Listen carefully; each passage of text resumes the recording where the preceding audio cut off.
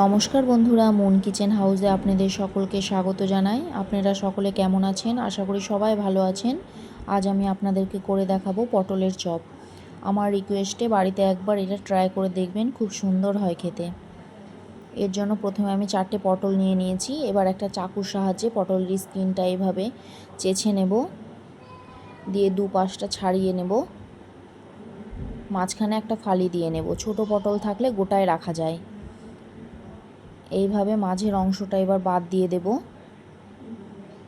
দিয়ে চাকুর সাহায্যে পাতলা পাতলা করে কেটে নেব। নিচে অল্প অংশ জুড়ে থাকবে, অল্প অংশ কাটবো না। দেখুন, ঠিক এইভাবে আমি কেটে নেব। এইভাবে সবগুলোই কেটে নেব। এবার ভালো মতো দেখিয়ে দিচ্ছি, এইভাবে সবগুলো কাটতে হবে।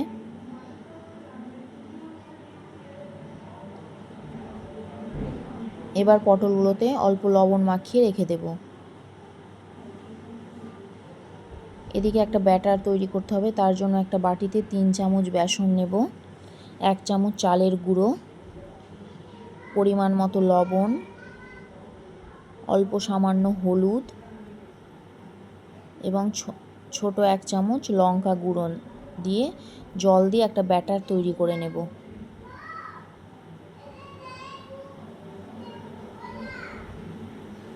ব্যাটারটা খুব পাতলাও হবে না, খুব ঘনও হবে না, এইরকম ঠিক একটা আসবে।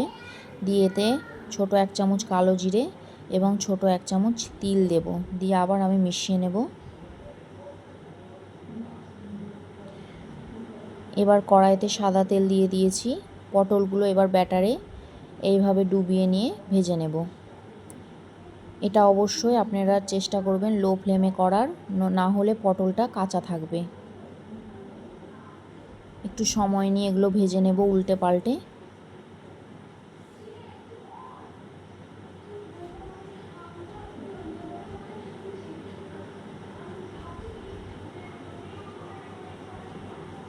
দেখুন লাল লাল হয়ে গেছে। এবার আমি এগুলো নামিয়ে নেব। এইভাবে আবার আমি করে দেখাচ্ছি।